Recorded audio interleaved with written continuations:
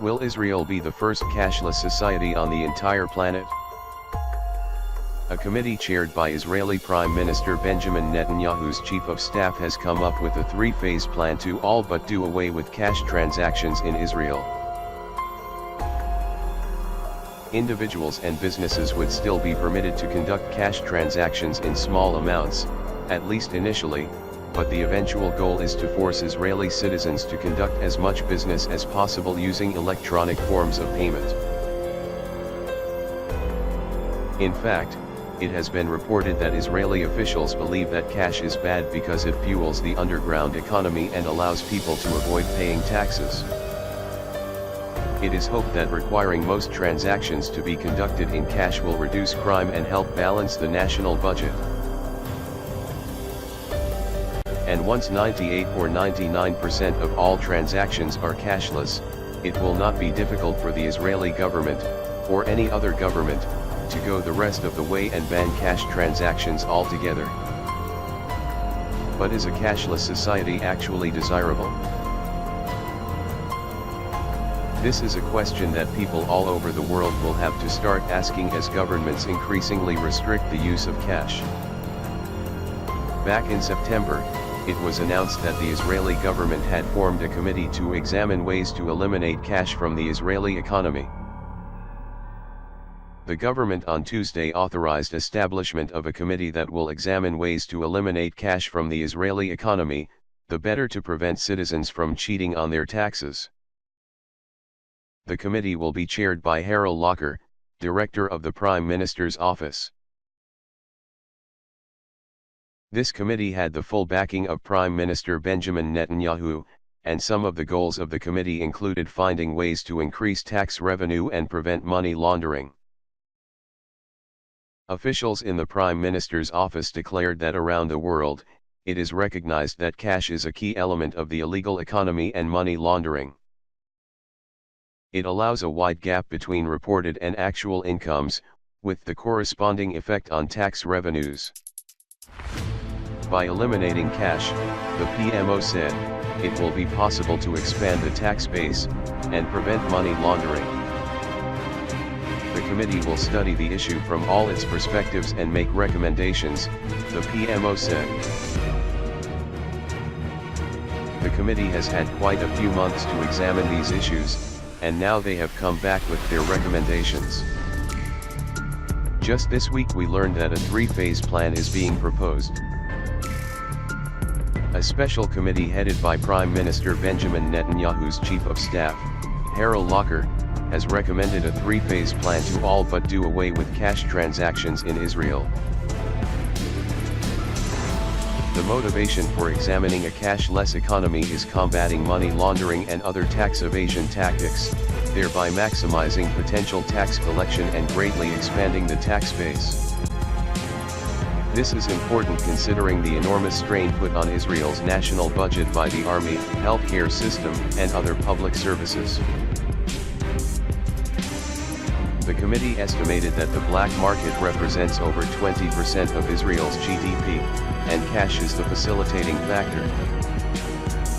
Cash enables tax evasion, money laundering, and even financing terrorism. So what do the specifics of the plan look like? Well, there will be very strict limits on the use of cash for individuals and businesses, any violations will be considered criminal offenses, and all Israeli banks will be required to issue debit cards to all account holders. What the committee would like to see happen, pending government approval, is greater restriction on the use of cash, limiting the use of checks as a means of payment and exchange for cash, and promotion of the use of electronic, and therefore verifiable, means of payment. The following guidelines were set out by the committee for the short term. Limit business transactions done in cash or by check to NIS $7,500, $2,150, immediately, and reduce that further to NIS $5,000, $1,433, 1 year from the date of legislation. Limit private transactions done in cash or by check to NIS $15,000, $4,300. Any violation of these limits would be a criminal offense warranting a stiff fine. In conjunction with these new restrictions, Israeli banks would be required to provide all account holders with debit cards to further promote electronic payments. But of course, this move toward a cashless society is not just happening in Israel. In Sweden, it is estimated that just 3% of all transactions involve cash at this point. In fact, according to an article in the Washington Post, some Swedish banks do not handle cash at all anymore. In most Swedish cities, public buses don't accept cash, tickets are prepaid or purchased with a cell phone text message. A small but growing number of businesses only take cards, and some bank offices which make money on electronic transactions have stopped handling cash altogether. There are towns where it isn't at all possible anymore to enter a bank and use cash, complains Kurt Persson, chairman of Sweden's National Pensioners Organization. And the U.S. is starting to move in that direction as well. According to a study conducted by MasterCard, approximately 80% of all consumer transactions in the United States are now cashless. But isn't there a downside to all of this? Just about everything that we do in life involves money.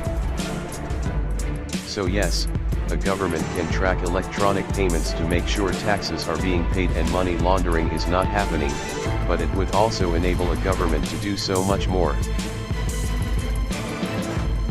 If a government can track all of your transactions, it will essentially be able to monitor everywhere you go and pretty much keep track of virtually everything that you do.